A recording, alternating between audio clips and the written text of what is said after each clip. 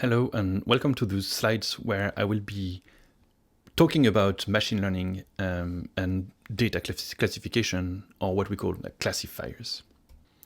Maybe you remember that we have seen classifiers before together. We have had those neural networks categorizing images live using the webcam.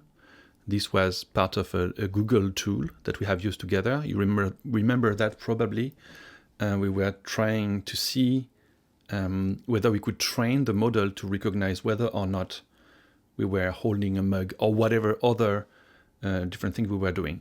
So in this example, just to clarify some terms I will come back to a lot, with mug, with no mug, that's what we would call a label. So we were training a model with two labels, two categories or more, and then testing it.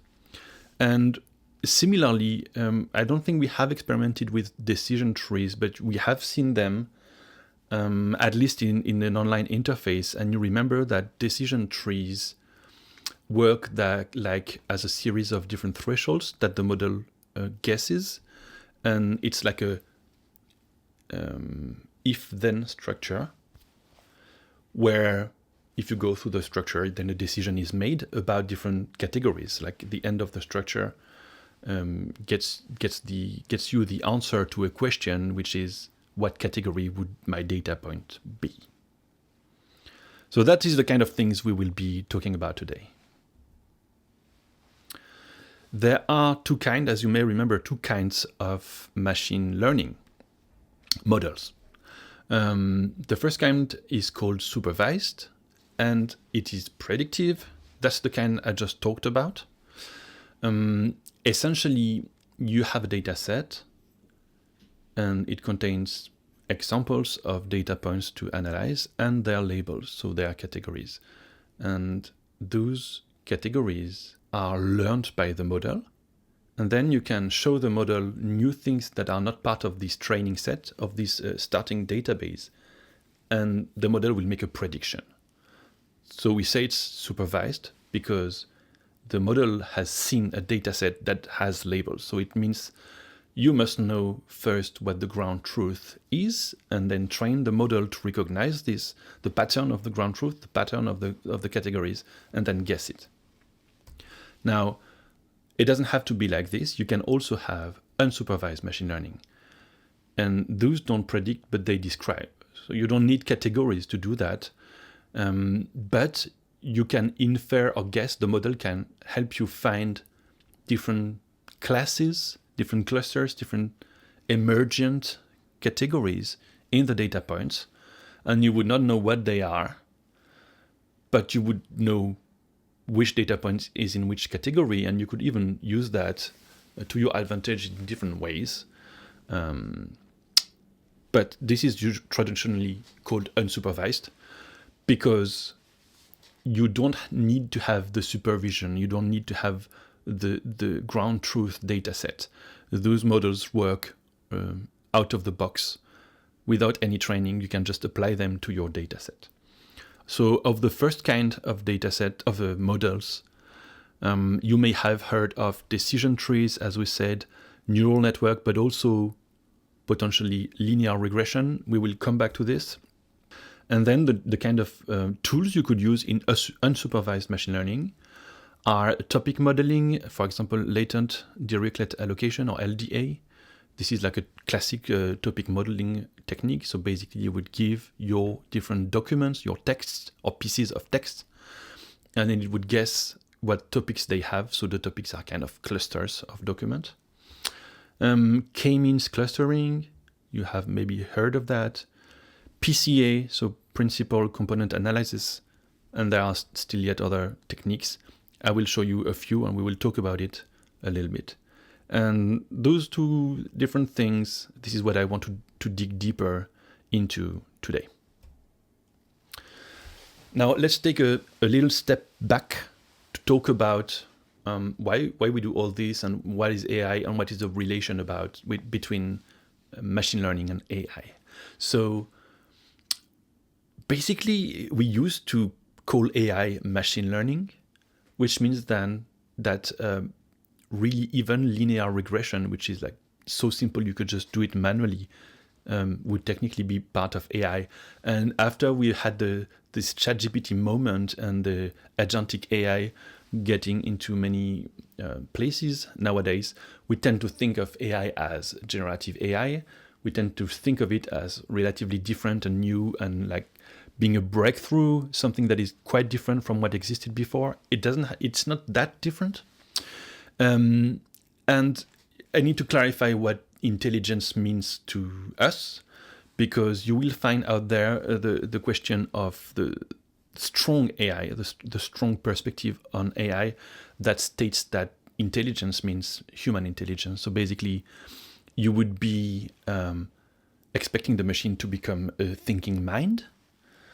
The classic thing here, and you know that already, is the Turing test. This is from the 1950s, and basically, if through the text that you receive as an answer to your questions, you can't make the difference between the human and the machine, then it means that the machine is human-level intelligence. Now, there are many issues with that test, and of course, this dates from long before we had generative AI. I will not dig too deep into this. Just to give you an idea of what the problem is, essentially it depends on the kind of questions you ask. So you may be tricked by incredibly simple AI if you don't ask the right question. That's the story we get from, for example, the Eliza chatbot from the 80s and 90s. I'm not going to go deeper into this story, but just retain that would be the strong perspective on AI, but it doesn't have to be your perspective, because there is also the notion of a weak AI, which just means that the computer is intelligent in ways that might be different from the human, in some ways superior, but in other ways inferior to the human mind. So obviously the AI that plays chess, it beats humans. The computers are better at chess than humans now, you know that. It doesn't mean that those computers are better at, I don't know, cooking or whatever. They are useless to most things, but they just excel at playing chess. Okay, so they are neither stronger nor weaker than humans. They are just good at one thing, and it's useful. I mean, it's useful to win at chess at least. And many other kinds of AI are just useful in their own way, and they don't have to be powerful thinking minds to be useful. So this would be the weak version of AI. And a lot of machine learning tools are of that kind. They don't have to be that intelligent. That's why we will keep calling AI things that are not necessarily like generative AI. Of course, there is a big historical thickness to that question, the question of whether the mind is a machine. I'm not going to go through that, but just to give you a few landmarks. The first one is the notion of idols of the mind from Sir Francis Bacon, Lord Francis Bacon? I don't know. Already, it was very clear that if the mind is a machine, then it has flaws. So what the idols of the mind means in the mouth of Bacon is essentially that what we would call bias today. So for example, confirmation bias. What I mean here is the human mind has flaws, and we know it. If we were to build a machine that thinks that makes tasks that a human could make, we could also maybe build a machine that doesn't have those flaws. So what would be an unbiased, unflawed mind? And the most maybe extreme version of this notion that the machine could be more perfect than the human because it would not have flaws, it would not have beliefs, and so on. You could find that in the notion of the end of theory. Maybe you have heard of that already. Chris Anderson writes an editorial text for Wired, and basically what he contends is that you don't need theories anymore. If you have enough data, you can just stick to the data. Like you could, with a very powerful computer and incredible amounts of data, just replicate the patterns of the data with a machine that would be just sticking to the ground truth without requiring any theory. And so this has been a very influential thinking in the big data era that birthed later on the generative AI era that we are in right now. And what you can retain from this, I guess you have this intuition, is that it's in one way, it is really visionary to say something like we don't need any theory, because we can see that AI agents like ChatGPT do speak human languages without having ever learned a theory of what language is. And we will come back to that. But it was not so clear a while ago that you could make a computer talk without having a theory of what language is. Now it's very clear that you can, because we did it. Generative AI speaks, and it didn't have to go through the manual of what speaking is. Now, it doesn't mean that there is no theory of language baked into ChatGPT. Actually, there is. But this theory has been inferred. So in another way, the shortcut of Chris Anderson also comes with issues. And one way to counterweigh this would be to look into, for example, the Boker and Starr book, Sorting Things Out, where they explain that each category, each categorization, each model, each standard valorizes someone and silences someone else, right? So they are not universal. Even ChatGPT is not universal. And so it has a kind of theory in the sense that it has something that highlights some and silences others, but because it's so black box, because it's so hidden, it makes it hard to criticize it. And it also makes it hard to understand who is winning and losing at the game of matching the implicit standards of AI. So those are the things you have to have in mind, and we will talk about briefly here. Let me just go into the question of supervised machine learning first. And to take a step back into the history of this, let's start with rules-based machine learning. So a good example of that is at the time of Turing in the 1950s, when computing power was still scarce. Some people invented the ancestor of the chessbot, and this was based on rules. So you can think of those rules in simple terms. So for example, if it's your turn to play and there is a move that wins you the game, if you can just checkmate, then do it. And then if next move your opponent could checkmate you, then do something that prevents that. And those are examples of rules that you could implement. And that would be a rules-based AI. And it doesn't need much computer power, right? So you will be designing the rules, and this takes time and so on. And that's how we used to do AI or machine learning, if you want. But there is no really learning. So if you look at how a system like this works, basically the engine, the intelligence engine, the inference engine, if you want, what it does is that it looks at the rules and it applies them. You may just have a list of rules, but you may even have some database. So if you think of a chessbot, you could have a database of the best games by the biggest players, and then you could have rules that draw on those games. So for example, you could say, if you have a certain position, a certain status of the game, look at all the games that had the same status and look at which moves won the most, and then do those moves. It's a rule that is based on just a calculation that is based on the database. So you may have a database like supervised machine learning, but the database is kind of part of the system and is not, how to say that? There has been no extraction of knowledge or intelligence from the database. It's just part of the system. It's just a resource for the rules. That's not what we will call supervised machine learning. That's because the rules in this rules-based AI have been written by humans. So they work this way. You've got rules. you've got data and you put them into the box, and then that's your model. So you ask questions, which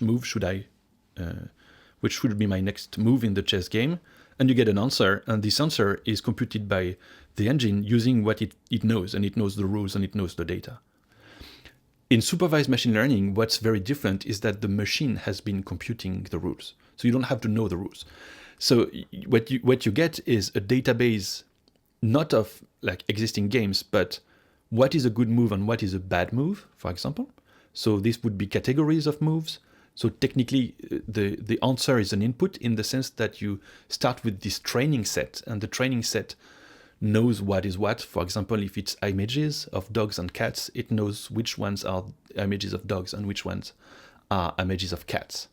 It knows if there is a mug and if there is no mug. So that's what you give, that's the input. And then the machine learns, and then it gives you rules. Well, I say rules because they consist of knowledge, but the rules are not very explicit, or they may be or they may not be. In the case of a decision tree, they would be quite explicit. In the case of a neural network, they wouldn't. But we can think of all those as rules, and then that's the model. So you go through the inference engine to compute the model, and once you have the model, you just apply it to new things, and it tells you, if you have a mug or not, if it's a cat or a dog, if it's a good move or if it's not a good move. So that's the difference, and that's where machine learning became like super powerful. Of course, you need a lot of data and you need a lot of computing power to do that, which is why you had to wait. The 1950s, you just couldn't do this. The question of what the pattern is a complicated question, and it really depends on the situation. A good example for this is the linear regression. The technique is so simple. You have seen that in high school. Basically, you've got a series of data points and they have two dimensions, x and y. And basically, you would try to find the best fit for a line. So we regress to a line, hence the name. And this line, basically, if your data points, like in this example, are not aligned, you will never have the perfect line, the line that summarizes your data point, but you can still try to minimize the error.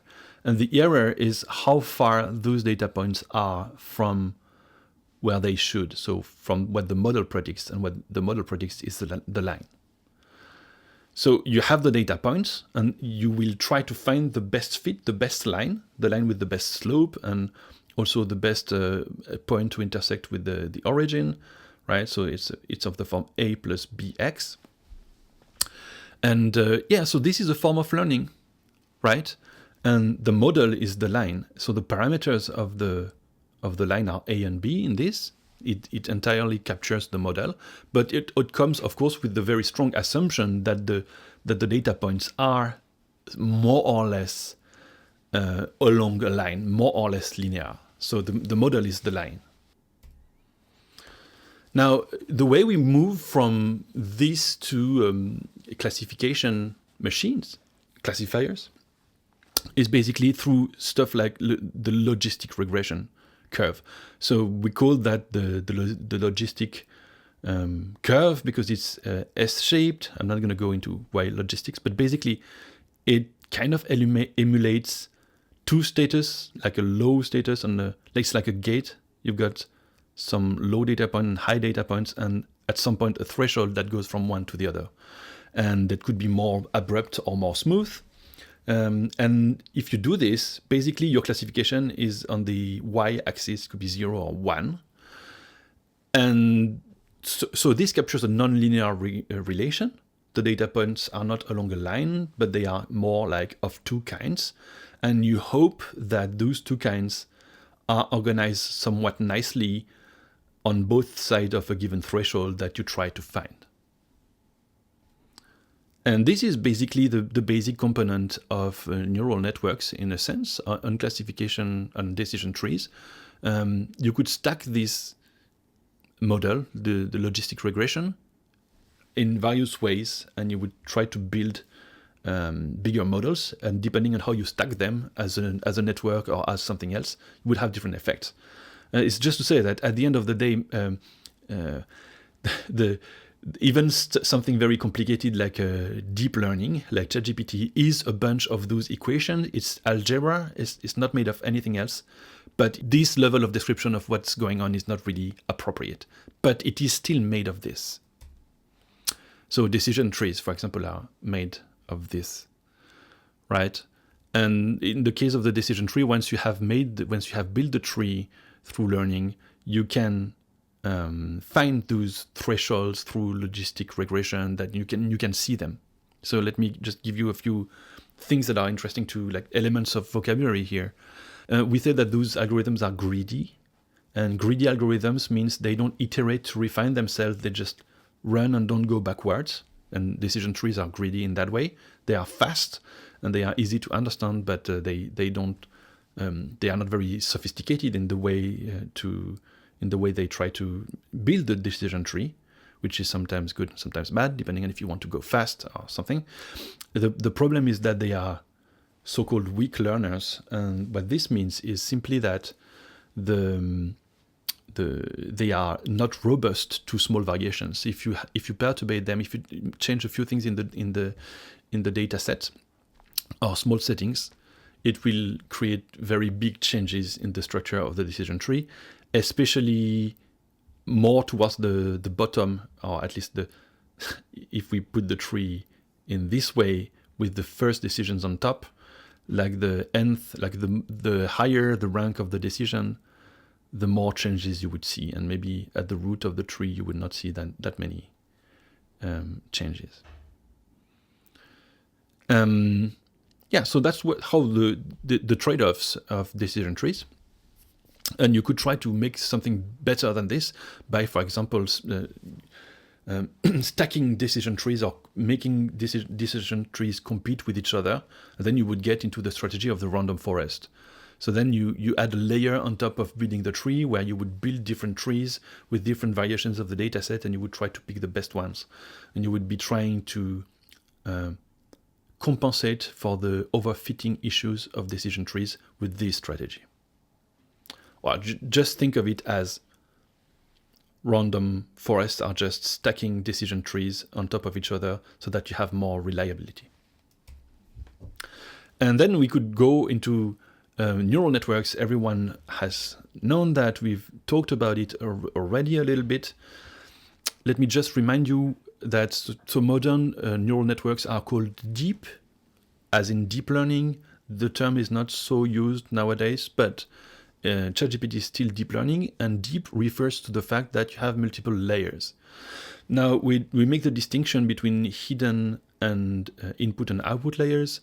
Basically, the network consists of an input, obviously, and an output. So those are the two layers you interact with, either because you give stuff or you read them. And you could just link the input to the output. It would already kind of work, but you may also have a hidden layer in the middle, or many. And, deep is not a given, because for a while it seemed maybe logical to have not many layers, but just a big one. So small input and output, but maybe a very, very big hidden layer in the middle. As it turns out, it works better if you have many successive layers than one big layer. Why? I have to say, the important part of this is that it was discovered. We didn't really know until we tried. And so let's not go through the history of how we discovered this, but basically what's relevant for your understanding here is that if we go backwards, the output of the layer, which would be trying to recognize, for example, if this picture is Marilyn Monroe, the face of Marilyn Monroe is built of a combination of features like her eyes, the nose, and so on. So those features would be the layer before the last layer, and each of those features, the nose, the eye, and so on, is also made of other smaller patterns that are made of textures and stuff that are made of pixels. So that's what is going on to these successive layers. What happens is that they correspond to different levels of granularity of the information, and that's why they work well together. if we omit the many layers and we just look at what is going on at the neuron level, what you have to know is that those neurons are actually just basically logistic regression equations. That's what they do. They receive an activation, so that's the input. If you're in the input layer, it's like the pixel itself. But if you are in the hidden layer on the output, it comes from other neurons. And so you've got those inputs, and they go through the nonlinear system that is like the S curve, and then it gives you an output. So everything that is happening here has to be a number, basically a number between 0 and 1. And in this S-curve activation, we say the neuron is activated if the output is 1. It's not activated if the output is 0.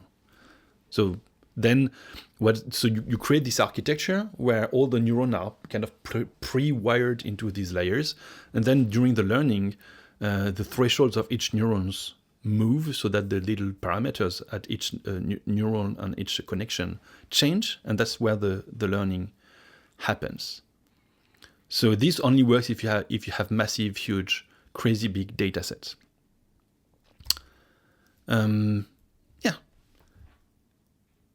They are obviously nonlinear. So one of the ways they are much better than a linear regression is not just that they are bigger, it's also that they allow capturing nonlinear things. And this is really, really important. So one way to think of this kind of supervised machine learning is to think of the play mind game, and it has different name. I don't know if this is the Danish name, but I guess that some of you may have played that game in that form or in another. Basically, so this game, if you don't know how it works, and I'm going to use it to explain how the machine learning works and how we get to generative AI. Basically, you would have one player who is like the game master. This is not the player who is playing, it's more like the arbiter. And that player is on this side, and they know the ground truth. And the ground truth is made of a series of these little pins that have colors. So which colors in which order, this is the ground truth. And the actual player is on the right, and the actual player is trying to guess. So what they do is that they put pins of color. And then the game master is putting these other little pins here. And a white one means the corresponding color pin is, if it's white, it means good color, but in the wrong place. I mean, if it's black, it means good color and in the good place. So this is fun if you play on the right side and you try to guess. It's not that fun to play if you are the game master, because basically putting the white and black pins, this is not really playing, you're just applying rules. But that's a role that a computer could do very easily. You just have to look at this, compare that to ground truth, and then you put the different pins. So basically, this is, you could think of every turn, every round you play and you put the little pins, you could think of this as running the model. The labels would be the little pins, and the input would be the color pins. So the color pins are like an image, and the labeling or the category would be the little pins. And then your goal would be to reach the good category, the best fit, which would be all black, which means all the colors are in the right spot. So basically, running the model once is taking an input and getting the label. So the label are the black and white pins. This is running the model. This is applying the rules. Now, you could try to do a backpropagation, which is kind of what happens during the learning. So the game is reversed. It's not guess the category given the input. It's guess the ground truth given the labeling. So when you play on this side, basically you try to guess what's hidden here from the game master by looking at how these little pins, so you try to improve. So this is kind of backpropagation. The backpropagation is the way in which we tune the models during the learning so that they try to give the kind of labeling that corresponds to the ground truth. Right? So you try to guess and you try to match, you try to fit to the ground truth. So in a way, you try to learn the ground truth. Let me just jump to unsupervised machine learning, which works completely differently because you don't have labels, you don't have categories. One way to think of it is just a dimensionality reduction. So the classic techniques would be principal component analysis or other stuff called t-SNE or UMAP. You may remember that, like they make semantic maps if you want. But basically, the idea is that since everything, even in a neural network, is numbers, basically you could just see your dataset as a bunch of dimensions. Just to be clear, even if you have text, if you have images, if you have other kinds of data, if you want to use a model, you have to transform everything into numbers. This is done automatically, so you don't have to think of it too much. But it still matters in the sense that since everything is just a bunch of numbers, you could just see that as a space of numbers, like, a vector space. And basically, so you could try to simply map the data points in this very highly dimensional space into 2 dimensions without really trying to find to match any labels. So, of course, if you do this, it means you will not have meaningful categories. You will just make groups, but you have to guess what those groups are. One way to think of this is just to think of dimensionality reduction as clumping together columns that basically mean the same thing. So here's, for example, let's say a little table where you have different individuals that are described according to different aspects of their life or their activity. And for example, their age, how many times they've been to the dentist, where they live, how much time they spend in nature, how much they spend to restaurants, and so on and so forth. We don't know who is whom, so we don't have labels, but we could still make groups. Of course, we want to make groups of people, but to do this, we will actually make groups of columns. Because if you look closely, you may realize that some of those columns are not that independent of each other. Intuitively, the first 2 columns are more like connected to time, and those other 3 columns are more like connected to space, in the sense that the older you are, probably the most you've been to the dentist. Just you will get more to the dentist as time passes. And if you look closely, probably the time you spend in nature is determined by how easy it is for you to go into nature. So if you live in Copenhagen, you will see nature less than if you live in Rønne or in Vejle or something. And conversely, if you live in Copenhagen, probably you will spend more in restaurant bills, although Rønne is actually quite expensive. So what you could do is you could just say, well, we could summarize those 5 dimensions into just 2 dimensions because some of them kind of follow the same trend. And basically, that's what you would do. So you would have like a very highly dimensional space with data points that go into 10, 1,000 dimensions. It depends on how many columns you have in your data set. And you could say, okay, I'm going to reduce them to just the few axes that capture the variety of data points. So basically, that's what PCA does. And then PCA would flatten everything into the combination of dimensions that are showing the most spreading of the data, which then you could use to make groups. I don't know if you remember from last semester the flattening of the mammoth that was a part of UMAP. It's kind of the same thing. So let me just recap. In rules-based machine learning, you give rules. You make rules, and you give a database, and then the engine applies those, and you get answers to your questions. In supervised machine learning, you have a database, which is like the training set, and it is labeled, because you know what is what in the training set, and it gives you rules. And in unsupervised machine learning, basically you don't have any rules, you just have data, you give it, and through a system it gives you clusters, so categories, and you don't know what is what, so you don't know what they mean, and you have to do this interpretive work, but you don't need to have a labeled data set. So an example of this would be k-means. I'm going to go through that very quick. You have data points in a vector space. So remember, this could encode even things that are not numbers, but we will pretend they are numbers right now. So you want to make a groups in those points, and what you do is you decide on how many groups you want. That's what the K means in K-means. Here it means 3, and you would start with what we call centroids, and you would put them at random. And what goes on is that you look at, for each data point, so here in blue, what is the closest centroid? Of course, you start randomly, but still it will give you kind of random groups. So what you do once you have those random groups is that you move the clusters, the centroids, sorry, you move the centroids at the middle of the clusters. So this is the red centroid, it goes there. The middle of the blue is there, the middle of the green is there. And then you do it again. So this is iterative. So now you get different groups, so you move the centroids again. And after a while, it doesn't move anymore. Like the categories are stable.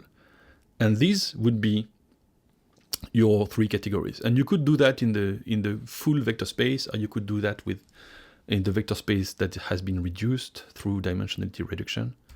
Either or. But that's one of the ways you could get categories, right? Some of the issues here is that you have to decide of K. So the question is, how many categories do I want? It depends on the data, so you have to try different things. This is also iterative, which means that it also depends on starting positions. It's not deterministic, which means that if you run K-means twice, you may not have the exact same result. It is very sensitive to outliers, yada yada. So, like every algorithm, it has trade-offs. I'm not going to spend too much time on this, but at least understand kind of how the strategy works. It's kind of a universal way to get groups once you have data points of basically any kind. Now, you could sophisticate that by having stuff that is more soft, more subtle, more attuned to the ambiguity of your data. The problem with K-means is that you will always have hard categories. So if you want something more subtle, it may not work. I'm not going to go into some of those techniques, but just know that they exist. For example, fuzzy K-means, so there are other ways to get to fix some of the issues of the K-means at the detriment of the complexity of the algorithm. Because K-means is relatively easy to understand. Now I just want to go back to the idols of the mind.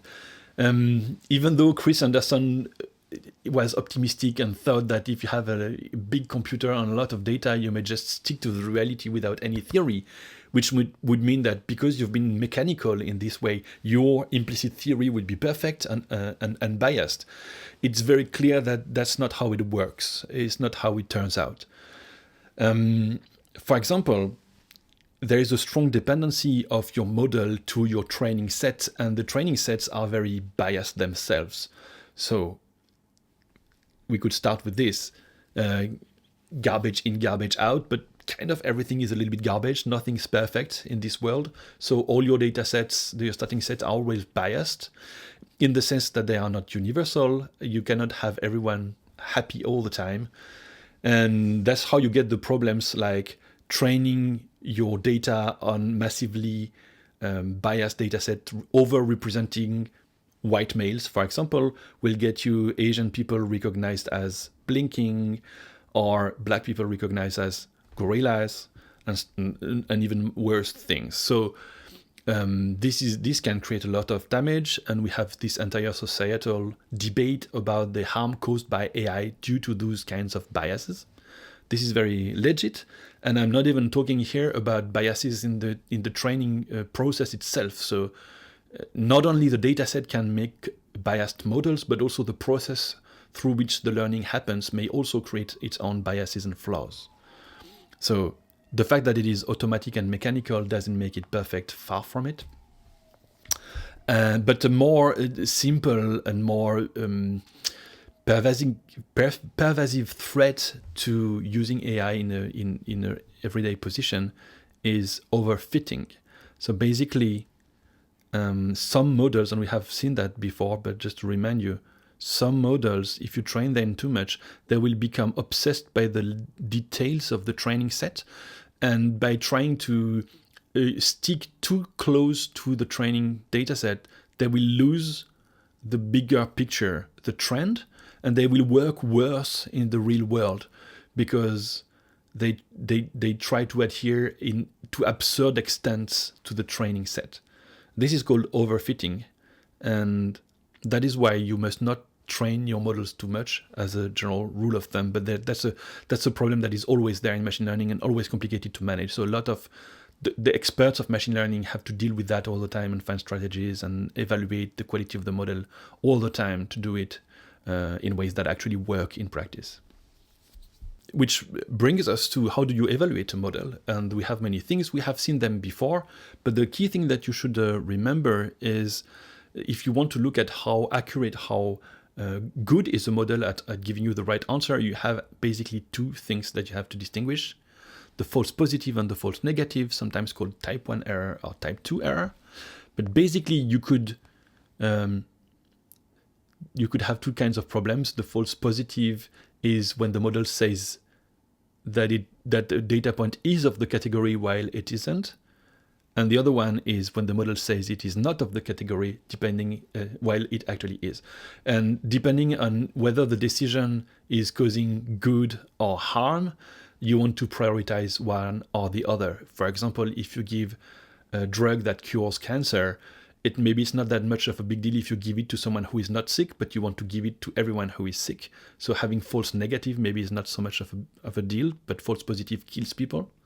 While on the contrary, if you are a drone and you are shooting enemies and you don't want to shoot civilians, right? So maybe you would. So you understand this. So accuracy boils down to two numbers, not just one. Context matters. And you could measure that with what we call recall and sensitivity. This is what it refers to. It refers to measuring the accuracy of the type 1 error or the type 2 error. And finally, just this is my final slide.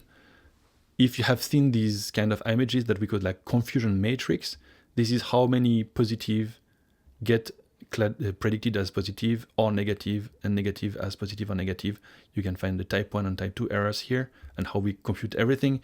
But basically that's why you would see those matrices in machine learning papers. And if you want to assess the quality of your own model, you will use this because you need that little bit of complexity to actually correctly assess the accuracy of a model. And that is called the confusion matrix. We've been through all those slides, and thank you. And I should be available online for a live Q&A for any questions related to this.